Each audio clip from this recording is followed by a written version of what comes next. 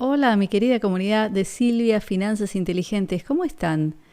Estuve un poquito ausente las últimas 2 semanas porque estuve un poquito engripada y estaba afónica, así que no podía hablar, pero aquí estoy de nuevo trayéndoles información importante y relevante. Hace unos días, una personalidad muy importante del mundo financiero, llamado Jamie Dimon, que él es el CEO y chairman, o sea, viene a ser el gerente y presidente del gigante financiero JP Morgan en Estados Unidos. ¿Qué es lo que dijo este señor? Les traduzco del inglés porque él se declara de vez en cuando en los medios oficiales y cada vez que él dice algo se lo toma como el oráculo o no sé, la palabra de qué profeta, o sea que se lo toma muy seriamente. ¿Y qué es lo que dijo este señor? Lo que dijo, porque había una semana antes más o menos había declarado que veía nubes negras en el horizonte financiero. ¿Y qué es lo que dijo ahora? Dijo, he dicho que veo nubes de tormenta, pero voy a cambiarlo. Es un huracán. Mejor que te prepares. Y luego dice, JP Morgan se está preparando para ello y vamos a ser muy conservadores en nuestras hojas de balance, o sea, en nuestros portafolios. Es decir, que el señor Jamie Dimon lo que hizo fue sacudir el mundo financiero al decir que no es solo que ve nubes de tormenta, ve un huracán financiero. Y ahí es donde todo el mundo empezó a hablar de qué es lo que se viene, ¿no es cierto?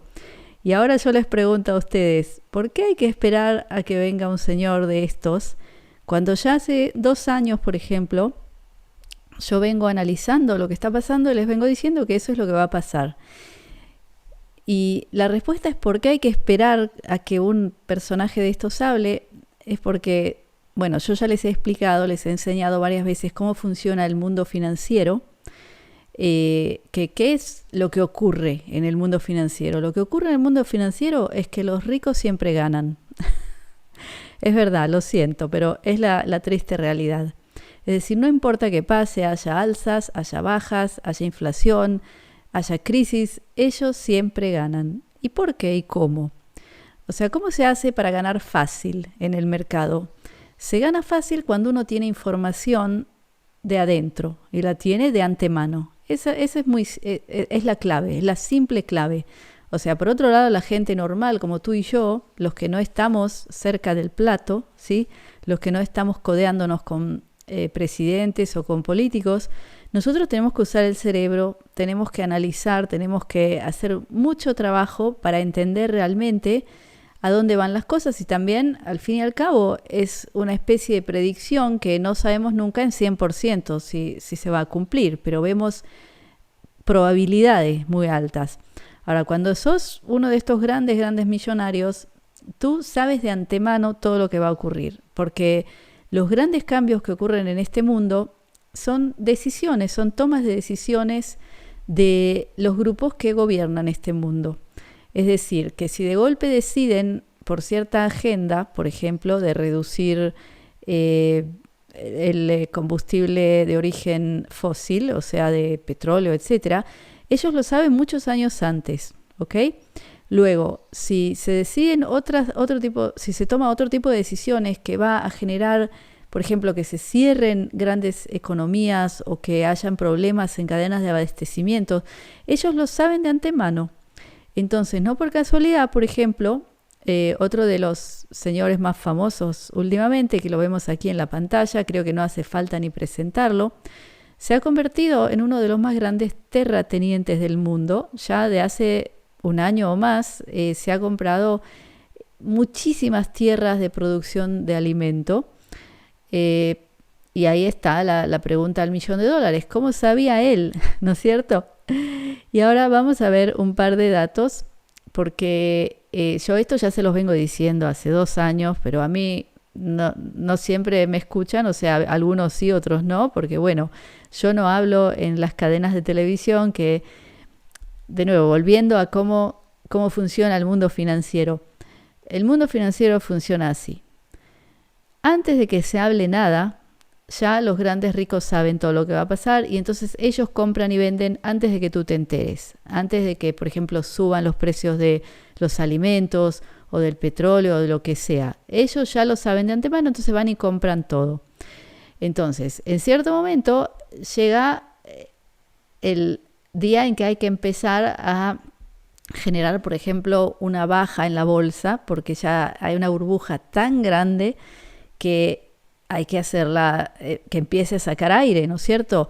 Entonces, los ricos ya han vendido y ahí es cuando empiezan a hablar en las noticias oficiales. Ahí los grandes personajes como este señor, Jamie Dimon, etcétera, empiezan a decirlo explícitamente, abiertamente, porque ellos quieren que caiga la bolsa, ¿entienden? Porque ya están también puestos en posiciones de short, es decir, que ya están preparados para ganar a la baja.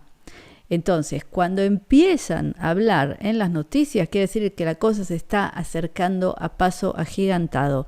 Es decir, recuerden el año 2008, cuando ocurrió la última enorme crisis, que poco tiempo antes todos los noticieros hablaban de qué maravilla, el mercado está de maravilla, la bolsa de maravilla, los bienes raíces, todo de maravilla, qué economía fuerte, ¿no es cierto? Que se decía, solo cosas maravillosas se hablaban sobre la economía. Y de golpe y porrazo, un día empiezan a decir, en cualquier momento quiebra un banco, y si quiebra un banco, eso quiere decir que viene una crisis. Lo empezaban a decir en las noticias, y de golpe quiebra el banco Lehman Brothers. O sea que ellos mismos son los que deciden, bueno, ahora sí es el momento de hacer caer todo, y lo empiezan a decir explícitamente en las noticias. Así funciona, así de simple. Entonces, este señor Jamie Dimon se expresa de esta manera y no es el único. Ahora empiezan todos a hablar porque analizan lo que él ha dicho, entonces lo empiezan a repetir como loritos en todos los noticieros y el resultado lo veremos no en mucho tiempo. Eso es lo que yo entiendo. Pero vamos a volver a los datos porque esto, o sea, ya son hechos, no son conjeturas, no son creencias. Vamos a volver a mirar aquí el gráfico, por ejemplo, del S&P 500, ¿sí? Que es el índice de industria de las 500 empresas más grandes de Estados Unidos. Y vamos a ver, por ejemplo, que en enero del 22 estaba en 4.796 en su alto histórico, y luego en el 19 de mayo llega a 3.900, o sea, bajó 19%, ¿sí? En 5 meses, 19%. Eso es tremendo, y eso es todavía antes de que empieza la gran caída, ¿ok? Luego vamos a ver de nuevo el precio del trigo, porque yo no sé si a la gente le entra en la cabeza lo que yo vengo explicando hace 2 años, que va a haber una inflación tan grande en el precio del alimento que no se va a poder comprar comida. Y veamos de nuevo que el trigo estaba hace un año a 575 y recientemente llegó a estar en 1.367. Eso es una alza de 137% en el precio del trigo. Y la pregunta interesante es, si el trigo subió tanto, ¿por qué no ha subido la inflación oficial en el país a más de 7-8%, que es lo que muestran, ¿no es cierto? Si vemos también, por ejemplo, que el petróleo ha subido en 100% en un año. Y si analizamos los precios, por ejemplo, de gasolina en España, ¿sí? Desde julio de 2021 estaba en 1.35 euros el litro y ahora llega a 2.11. Eso es un alza de 56%. Entonces la pregunta es, ¿cómo puede ser que si el petróleo subió en 100%, que la gasolina haya subido solo en 56%? Lo cual es tremendo igual. Y lo cual muestra que esos datos que nos dan, que nos publican sobre la inflación son totalmente ficticios, porque si ya tenés el trigo subiendo en 100% y el petróleo en 56%, entonces, disculpen, la gasolina en 56%, ¿cómo puede ser que te dicen que la inflación anual es de 7-8%? O sea, ahí vemos que es totalmente ficticio el número que publican. Entonces, volvamos a la pregunta, ¿cómo puede ser que la gasolina no suba a la par del petróleo.